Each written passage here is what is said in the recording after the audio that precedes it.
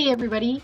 So on your Google form, a lot of you mentioned that you weren't quite sure about suspense, either suspense in the Harry Potter video or suspense in general.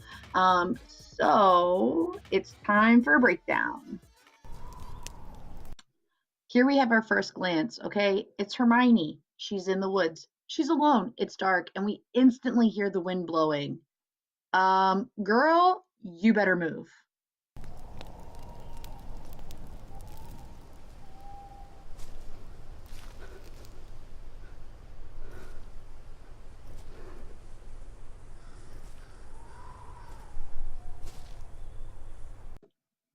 If you're a Harry Potter fan, then you know Hermione's got smarts, which is why we're like, girl, why are you walking through the woods after hearing that?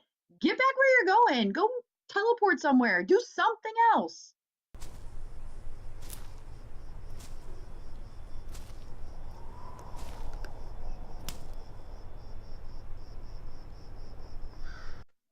Why are you still going? You just heard like sticks cracking in the woods. Hello, Earth to Hermione. Move on.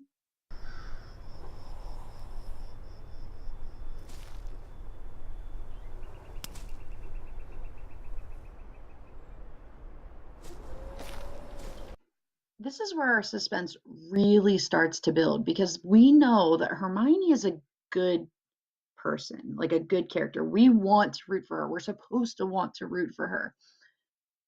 But we don't know who exactly is in that woods. We know that it could be Voldemort or he who must not be named.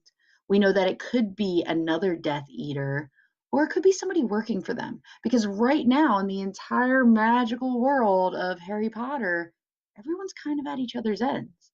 And Hermione and Ron and Harry are all the most wanted people like for the government. So who is coming and why? And are they going to catch Hermione? And right now it looks like it because there's nothing there. But we also know that there's like a magical force field. So the question is Hermione that smart that she can protect them?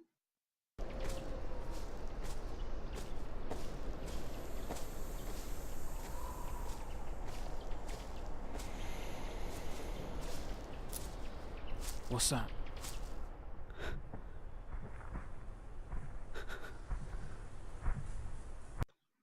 Hearing Hermione breathe here is purposeful. It's done so that we're kind of feeling the stress she's feeling. She's questioning herself. Am I powerful enough to save everybody here? Because if I'm not, we are outed right now. And they're going to find us and they're going to kill us, probably. What's that smell? Girl, what'd you put on? Some Axe? He can smell that all the way through that barrier? No wonder you're in trouble. But seriously, now we have both characters face to face with an invisible barrier here, and he can smell her.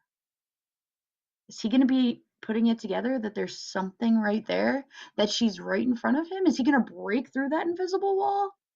I don't know.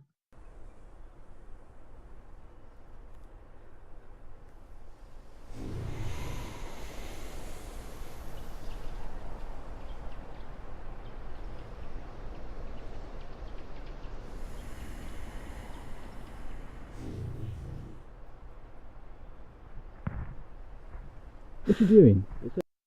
That long pause of them just kind of staring at each other while Hermione's trying to hold her breath in, that is another purposeful tactic, not just by the person creating the movie, but by the author. Because the longer you keep people there waiting and thinking, like, all right, what is going to happen next, the more possibilities pop into mind. Some people might have thought, like, come on, man, he's going to like poke it with his wand, or Hermione's gonna like let out a scream and she's gonna get caught, something's gonna happen. That is why that part is suspenseful. And this is kind of the climax of our suspense because we see him turn and walk away and we know our answer now. Oh, I'm sorry. Do you want me to carry it? Yeah. No, come on, don't be ridiculous. Pick it up.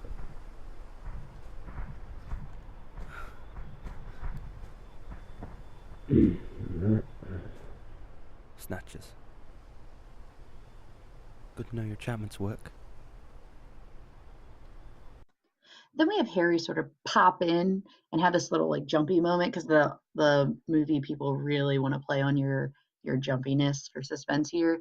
Really, he doesn't say anything too extravagant or it's not even that jumpy because he's just like, oh, yes, Harry Potter and I have the answers. And those were snatchers, by the way, in case you didn't know. And they would have taken us to Voldemort. And so we have our answer now. It's just a nice little way for them to slide. You can smell it. My perfume. Again, it's purposeful that Hermione's sitting there still stressed out because he could smell through her protection. He could smell through that barrier that was supposed to keep them in isolation and keep them in the clear. And this is going to build up to future events. We're going to remember that when they go back. But this is really where, when you're writing, you have to break down that moment. So if you get to a point in your rising action, you're like, hey, I could really make this suspenseful. You have to really break it down and hit that sensory language. Because if you look, we saw darkness, we heard the wind, we could see like the twigs and the cracks around. We could see Hermione and that character kind of face to face. When he started saying, what's that smell? We were guessing, like, oh my gosh, is it the fire? Is it Axe perfume? Thanks, Ron Weasley. You did it again. We could hear those muffled voices, which indicated to us that her protection is there. It is working. But then we also feel her stress where she's like, it's not perfect and I'm messing up. And all of that builds into this idea of, are the good guys going to win after all? And I'm not going to spoil that for you. Some of you know already. But anyway, so that is a quick breakdown of Suspense. And when you go to writing, it's literally about breaking it down and pushing that sensory language. Remember back to our what is horror article, okay? Play on what readers are supposed to feel. We go into a horror story knowing it's supposed to be scary, which allows us to play into those feelings of being scared. So do that. Good luck.